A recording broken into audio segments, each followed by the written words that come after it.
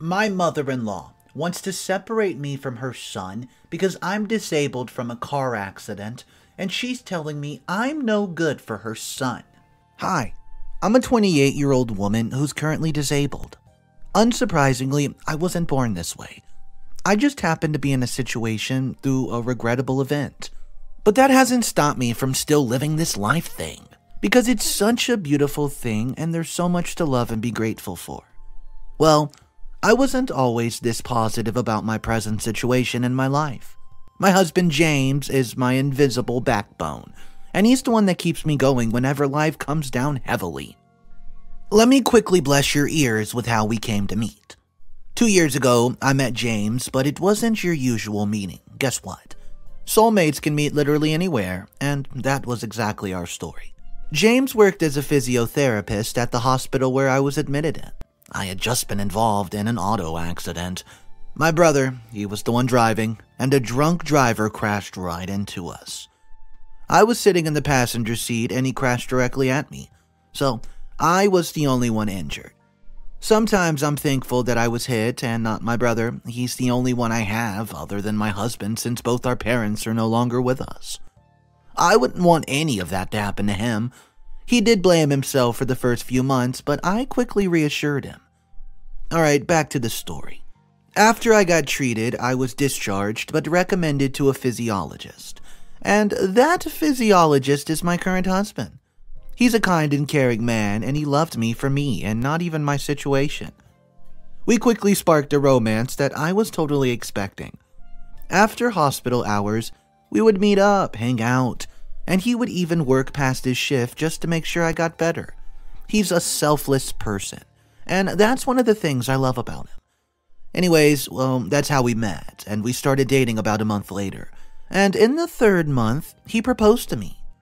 I already knew that he was going to be my husband, so I didn't even hesitate to say yes.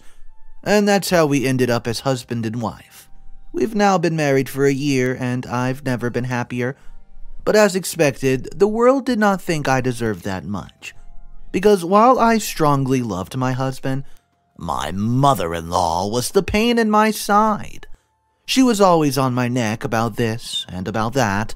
Actually, I noticed the first time that we met that she didn't like me one bit, and she didn't hide her emotions at all. I still remember that day like it was yesterday. James and I went to go see her in his family house to announce our engagement on that fateful day. Before our arrival, James had already phoned his mother, telling her that he would be coming over the following week to introduce the future wife to her. And she sounded super nice and excited about it, and told him to come at that moment. He finally convinced her and agreed to come the next day. When we arrived the next day, her excitement on the phone after hearing the good news wasn't matched when she saw me. When she opened the door to welcome us in, she first of all hugged her son, and when her eyes met mine, she turned away quickly to look at James and said, "So, where's the future wife of yours?" James was upset with her reaction, but he quickly hid it. He answered and said that, I was his future wife, and she should please let us in. She asked her son to come inside for a minute while I waited outside for him since she had something to quickly tell me it's private. He didn't agree, obviously, and said that since we were going to be together for a lifetime, she could say anything she needed to say and that they were not planning to keep secrets from each other. My man. She wasn't ready to give a clear answer, so I immediately offered to leave or wait outside while she had a word with her son. But I'll tell you right now, James was not happy one bit and insisted that she let us come in first. When she did not agree to let us in, he decided to leave, but she called him back and asked him please just come inside. While we entered the sitting room, she asked us to sit, and immediately after offering us a seat, she looked me dead in the eyes. I still have a strong feeling to this day that she was obviously making fun of me. I did not overthink it at the moment, though. We talked for a while and she served us lunch. When we were about to leave, she asked James a chilling question that I will never forget. We were already at the door and she asked James, "But why her?" James turned to her with a shock on his face and he looked back at me, and I was smiling still. I think he understood that I wanted him to let it go. He wheeled me out without saying another word to her. Well, I cried that night. Update number 1. Since then, and after all the resistance from his mother, I and James just decided to get married. His mother did attend the wedding, of course, and thankfully she was only there to share in our joy. I thought that was how it would be for the rest of our lives, that she would gently just warm up to me. Oh boy, but I was wrong. It was almost like she even began treating me worse after James and I got married. I didn't pay any heed to all that, though. It was James I was married to, not his mother. But I still tried to console myself about it. I wasn't at ease with all that hate surrounding me. My brother even offered to help talk to her, James' mother, but I didn't want to drag him into all that mess. He had his own life to live, and he's always been there for me, especially after the accident. We met eventually after the wedding, and we would have small tea dates with James' parents and James' younger sister. And if I could avoid those meetings, I would have. The only reason I kept going was because of James' younger sister. Sometimes I wondered if she was the same blood as James' mom. Although I could see the resemblance in character between James and his sister. She was a very kind person that I could not bear to clump her together with her mother. So, basically, I still attended those dreadful meetings because of her. And well, we got along pretty quickly, so she always wanted me around during the meetings. Once I could not attend because I'd come down with a cold and I forgotten to inform her beforehand that I wouldn't be coming. So after James arrived and she found out about my illness, she rushed down to see me. She's one of the few people in my life that cares so much about my well-being. At least, since your mom's not the best person to lean on from my husband's family, I guess she could be just that for me. I don't know, we're basically besties now. And if that's how it works, I don't know. The meetings were out of the way and were no longer as dreadful as they used to be for me since James and his sister were always there by my side. Now, it was the incoming holidays that had me on my tippy toes. James had mentioned something about his mom coming over for the holidays, but I don't think he was serious about it, especially since he knows to an extent that his mother, didn't exactly like me. The holidays were fast approaching, and James mentioned earlier that his mom would be coming over to spend the holiday at our place. He looked so excited upon sharing the news. I could not bring myself to tell him that I didn't feel comfortable around his mother. He was literally counting down to her arrival. I don't know, I was dreading and hoping that it wouldn't come. Although he asked me if I would be okay with her coming over, what could I have said? No?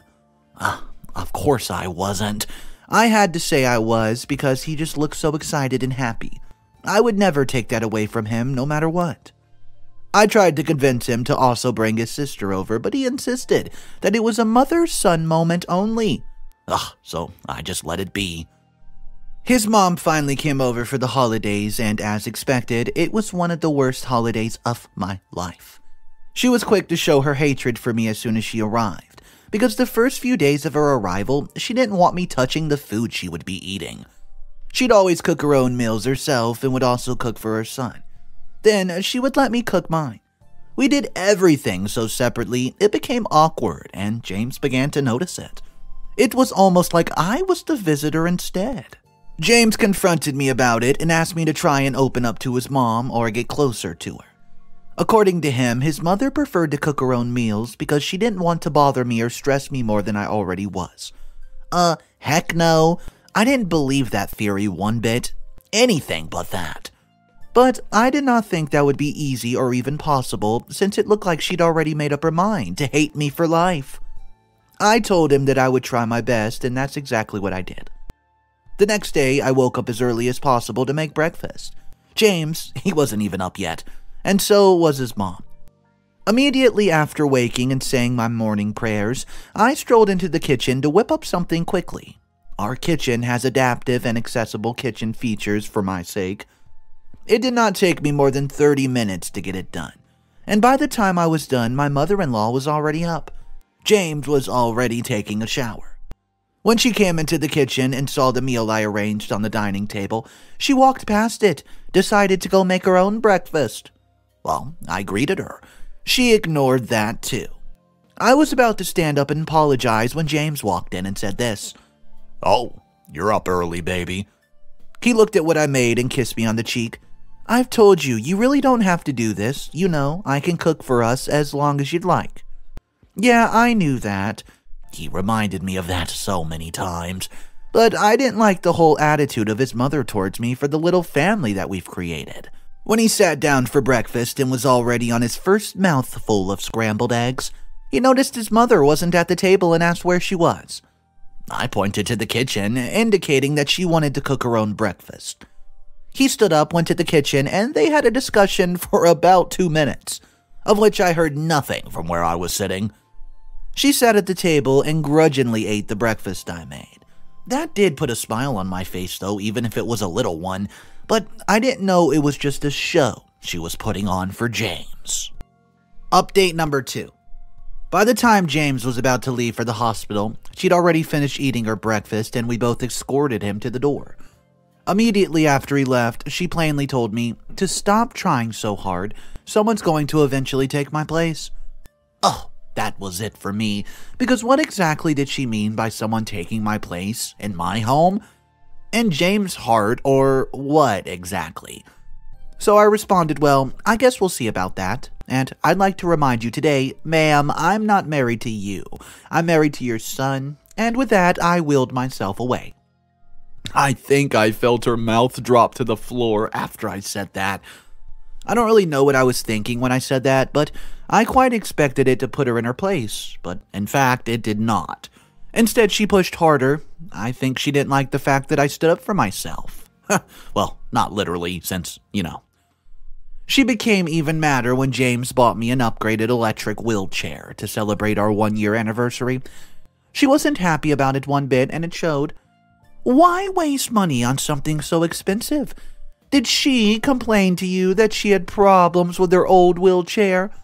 She asked him that day, and James told her that I didn't have to ask him for anything because he just wanted to get it for me. I'm his wife.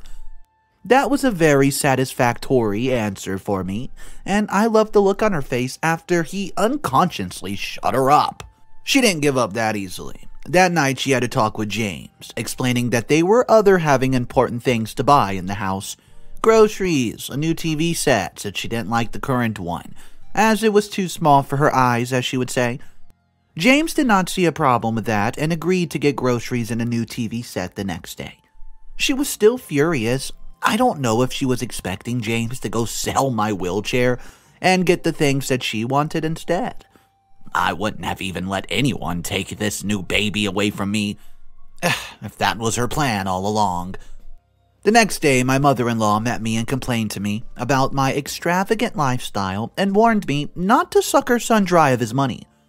Extravagant lifestyle? How exactly? I mean, since she's been there, this was the only gift he's ever gotten for me. So, what was she even talking about? I wanted to explain to her, but she put her palm over my mouth, gesturing for me to shut up. She kept on talking and complaining about how I never find anything worth doing to support my husband, but instead take all the money that he makes.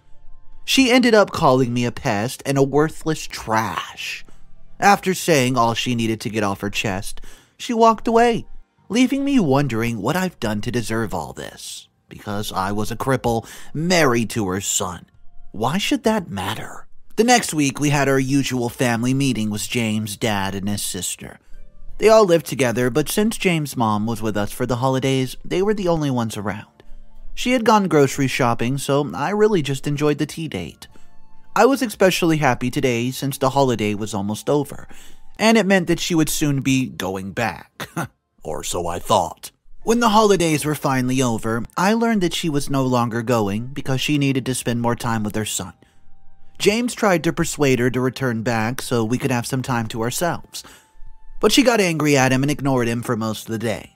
I'd felt so awkward in the house since we weren't always on the best terms, and now she wasn't on talking terms with her own son. It just felt really weird, like different people who didn't know each other living under one roof. James finally decided to let her stay till after the holidays and begged me to give some time, and she'd be gone soon. I agreed, hoping she would not remain in our home for the next holiday. One day, James came back home with a bouquet of flowers for me and planted a kiss on my lips, thanking me for being with him loving him for who he is. My mother-in-law did not like this little action of love and asked him to think of having children of his own before he became a grandpa. After saying that, she left us in shock. James didn't want me to mind what she had just said, so he kissed me again and put the flowers in my hand. I'd be lying if I said I did not consider what my mother-in-law had just said, and it's not like James and I didn't plan on having kids. We just wanted to wait a few years for ourselves, first of all, and he wanted to be very healthy. I mean, it hasn't been that long since my injury before asking for a baby. So basically, it was James' idea in the first place, but I didn't mind having him to myself for a few years, so I agreed on it. After she left, I asked him if we were now ready for a child, and he told me not to get pressured by his mother, and that she was usually like that. Usually like that? How did you survive living with her for most of your life? That has been some sort of superpower, if you ask me. I clutched the flowers tightly to my chest and hugged him. He's literally the best thing I could have ever asked for. Understanding, caring, you make it. That's what James is and more. Naturally, I was supposed to be enjoying this blissful marriage of mine, but James' mom was making my life miserable day by day. Her new tactic was to remind me of how perfect her son is, and how much he deserved the best that the world had to offer. And of course, that nothing short of the truth. So I would always agree with her, but for some reason, she would think that I was just mocking her. It was later I understood what she meant. She wanted her son to be with someone better, which is obviously not me, according to her preference and understanding. I really didn't know what to say. I was just grateful at the moment that she did not control James like a remote controller, and he wasn't some blind-led mommy's boy. Because if he was, he would have divorced me a long time ago. She kept reminding him of this every day, and asking him to just run away, and that she would take care of my baby if I eventually have a child for him. I really didn't realize that this woman hated me absolutely this much, but with each passing day, I could feel her hatred for me to grow stronger. She cursed me each day for no reason at all, and I feared that she might just suffocate me to death one day in my sleep. Thank goodness we did not sleep near the same room. By now, my husband James had gone back to cooking for us, since he had complained that he did not want me in the kitchen because he was really worried about me. I couldn't help but listen to him since he sounded so worried sick that I might get injured from a domestic accident that could have been avoided. Although the kitchen was wheelchair accessible, he worries too much about me, unlike his mother who doesn't want to see me happy with her son. Update number 3. So James told me that his mother asked me to leave me and go find someone better last night. She said that if he got a new wife, she would get off his neck about having a child and just return back home. Wow, is that supposed to even be a reward system? If you ask me, if James eventually listens to her, the reward system should not be something worth it, like cutting her off from the child's life, because no child needs a grandmother like her. There's literally nothing to gain from her. Anyways, James did not agree to this, and she kept disturbing him to bring in a new wife, and that if he was scared of divorcing me, she would find a way to, quote, get rid of me. James did not exactly find this statement funny, so he asked her to stop interfering in his life, never to bring up the discussion again. Well, guess who got angry that her son wasn't talking to her unwanted advice? She decided to transfer her aggression onto me, and would always try to make me feel less of myself by just insulting me, trying to make me jealous of telling me stories of James' past girlfriends. I simply told her, I know all of that, so don't bother. Did she think there was something about James' dating life that I didn't know? We're literally married, that's the perk. Of course I know same things, including the extreme ones that she doesn't even know about. I was itching to tell her it's not going to work on me.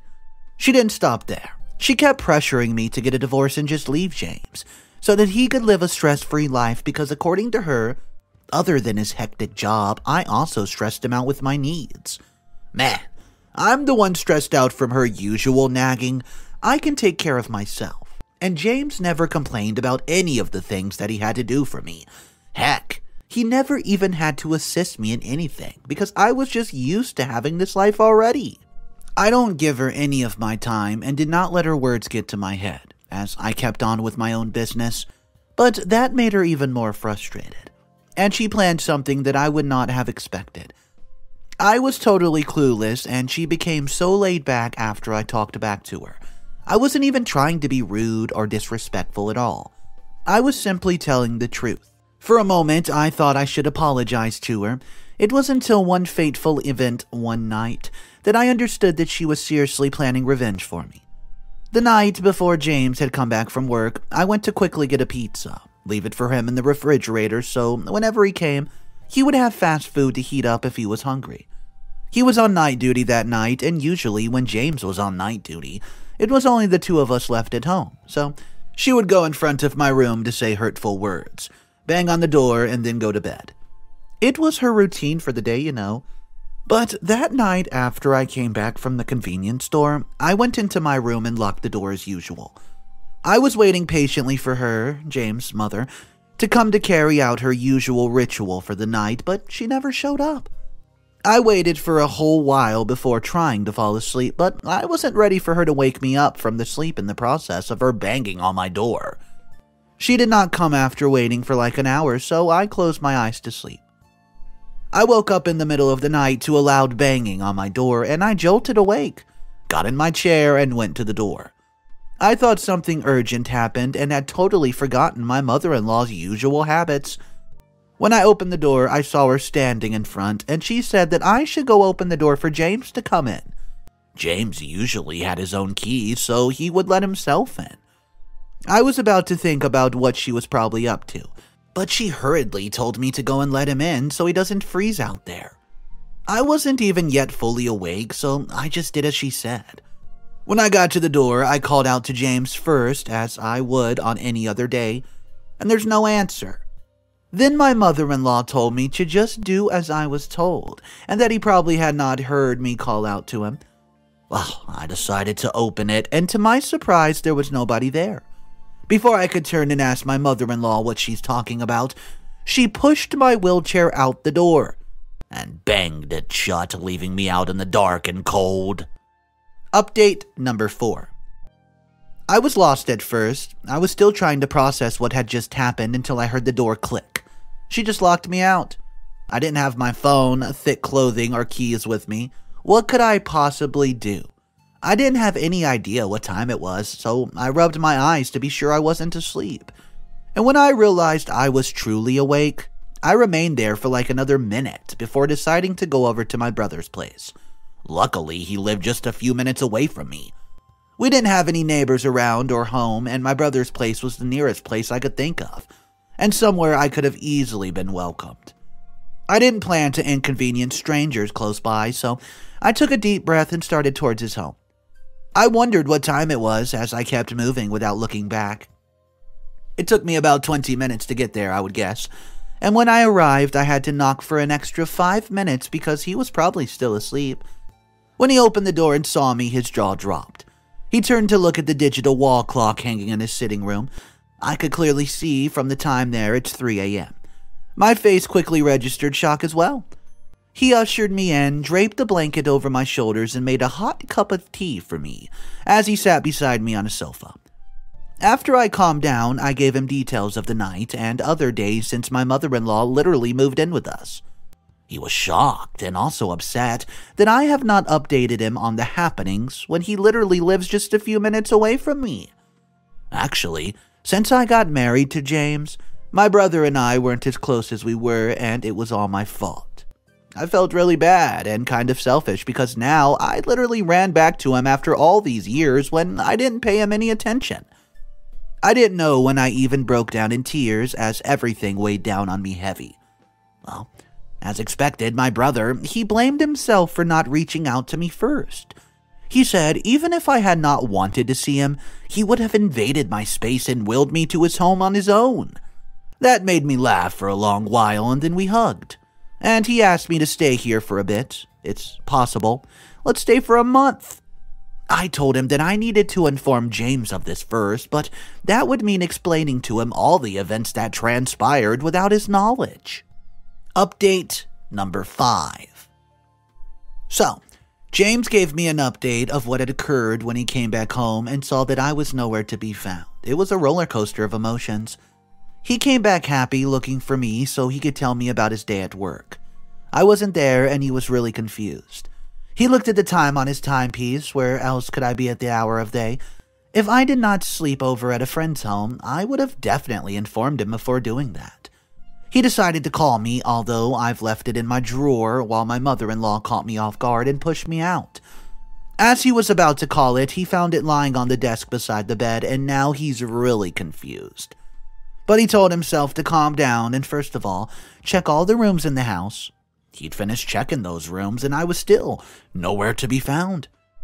Until his mother came just out of her room, so he asked her where I might be. She told him that he knew exactly what was going on and that if he had listened earlier to her, she would not have done it this way. Now James was even more confused as to what she's talking about. I sent her out. She doesn't belong in your house or in your life. He wasn't ready to listen to that at all, so he simply asked where I was, and she said she didn't know where I went. Could you imagine? The same woman who pushed me out in the cold? Well, since I locked her out at 3 a.m., she must probably be sleeping in front of the door. Then he told her that I wasn't there. He had checked before coming in. Well, if she isn't there, then she probably listened to me, so you can go find somebody better. Now, James wasn't even waiting to hear any more of this, what she had to say, and he jolted out the front door and banged the door behind him. I'm sure he would have given someone else a punch if it wasn't his mother. James could become a strange person when it involves me. It's almost like he's got two different personalities, but he's still such a sweetheart. He said he looked for me in both of our neighbors' houses, although he was doubtful because he knew I would not have gone there. He asked anyways to mark it off the list, as expected. I wasn't there. And that's when he began to think of someone else that I might have gone to. And that's when my brother home hit the jackpot. He set out to my brother's home to find me.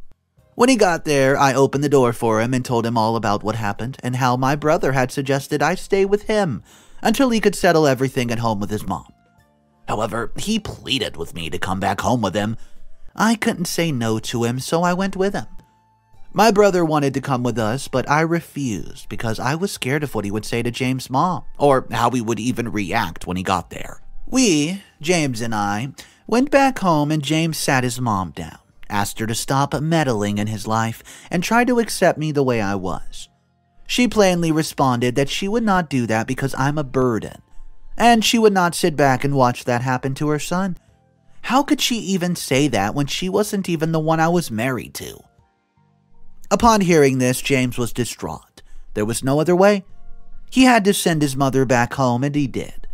After she was gone, I finally felt at home more than I have in a long time, and during the next holidays, I had my brother and James' sister come spend it with us. Alright guys, so out of all the vile mother-in-laws, and if you've been following my channel for quite some time, you'll know we've come across a handful of some of the most evil, vile mother-in-law and bridezillas that we've ever seen. But this story was very specific and very toxic. And the reason I say that is, this mother-in-law, she took advantage of somebody who went through something very dramatic, losing the ability to walk in a car accident, and that person, OP, still found love. And that man was ready to do everything for her, and there was only one barrier separating the two from living happily ever after. It was this toxic, vile mother-in-law, and for that reason, I think she's the worst mother-in-law we've talked about all week. Guys, let me know your thoughts about this story. This story was definitely an intense one. Drop your comments down below. If you could give a little bit of advice, what you would say to OP if you had the chance to talk to her, go ahead and put it in the comments, guys. Thank you so much for tuning in. If you're new to the channel, my name's Mr. Reddito. I read stories every day, similar stories to the ones today, so if you're into that kind of thing, check back tomorrow, and let's see what we're talking about then. Have a wonderful day, guys, and I'll catch you in the next one.